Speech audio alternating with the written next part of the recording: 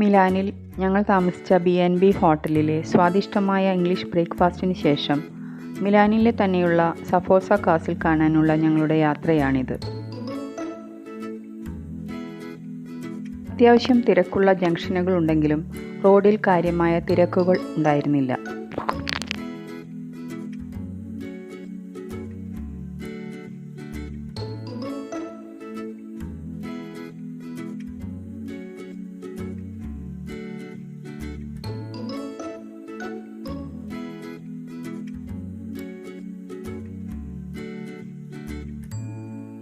ഭൂരിഭാഗം ആളുകളും യാത്രകൾക്കായി ഇലക്ട്രിക് ട്രാമിനെയാണ് ആശ്രയിക്കുന്നത്. റോഡിൻ്റെ സൈഡിലൂടെയും റോഡിന് തലങ്ങും വിലങ്ങും ഇലക്ട്രിക് ട്രാമുകൾ പോകാനുള്ള റെയിലുകളുണ്ട്.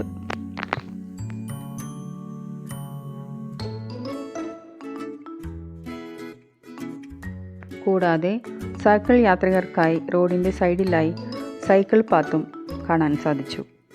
സൈക്കിൾ സ്വന്തമായോ ഓരോ ജംഗ്ഷനിൽ നിന്നും സൈക്കിൾ ബേയിൽ നിന്ന് റെൻറ്റിനെടുത്തോ ഉപയോഗിക്കാം.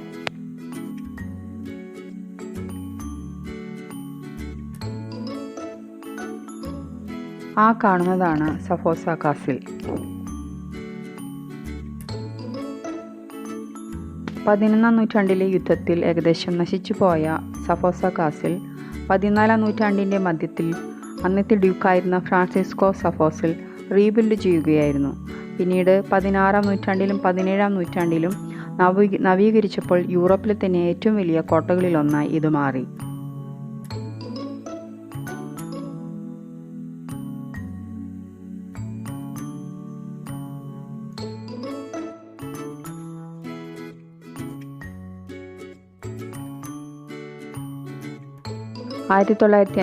ലൂക്ക എന്ന ആർക്കിടെക്റ്റിൻ്റെ കീഴിൽ വിപുലമായി പുനർനിർമ്മിച്ചപ്പോൾ കുറേ ഭാഗം മ്യൂസിയമാക്കി മാറ്റി.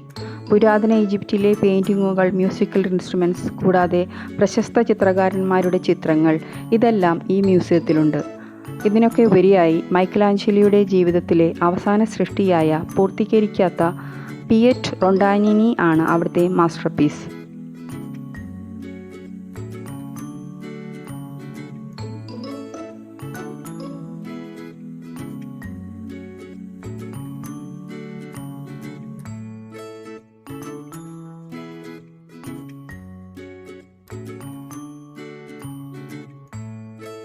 ഇപ്പോഴും മനോഹരമായി സംരക്ഷിക്കപ്പെടുന്ന ഈ കെട്ടിടത്തിൽ വളരെ മനോഹരമായ ഒരു ക്ലോക്ക് ടവറുമുണ്ട്.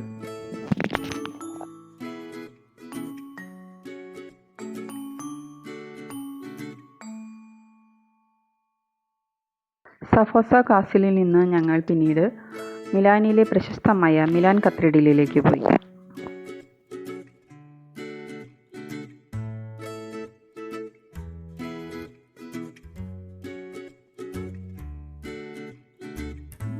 ആ കാണുന്നതാണ് മിലാനിലെ പ്രശസ്തമായ മിലാൻ കത്തീഡ്രൽ.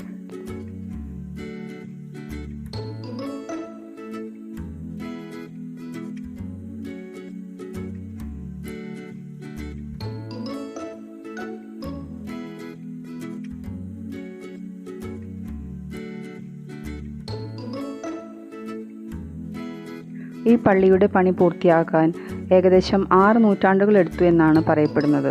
14ാം നൂറ്റാണ്ട് മുതൽ 19ാം നൂറ്റാണ്ട് വരെ 3000-ൽ കൂടുതൽ മാർബിളുകൾ ഉപയോഗിച്ചാണ് ഈ കെട്ടിടം ഉണ്ടാക്കിയിരിക്കുന്നത്.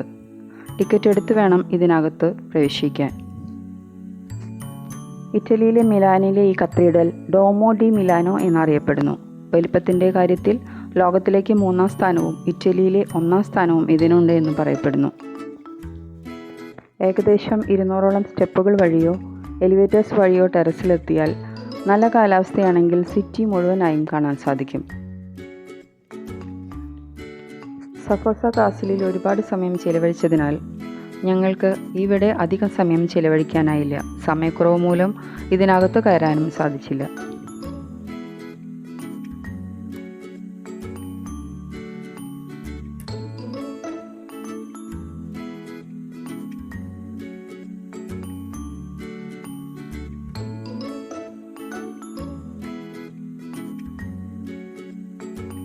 മിലാനിലെ തിരക്കേറിയ ഒരു സ്ക്വയറാണിത്.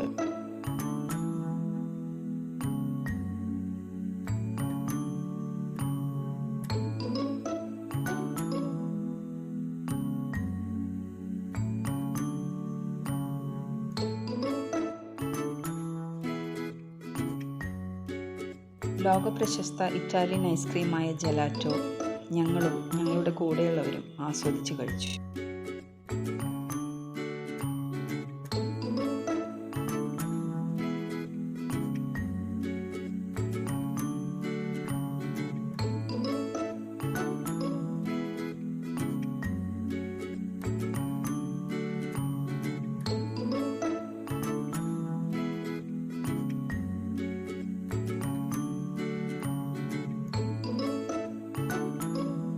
മിലാനിലെ കാഴ്ചകൾ ഇവിടെ അവസാനിക്കുന്നു.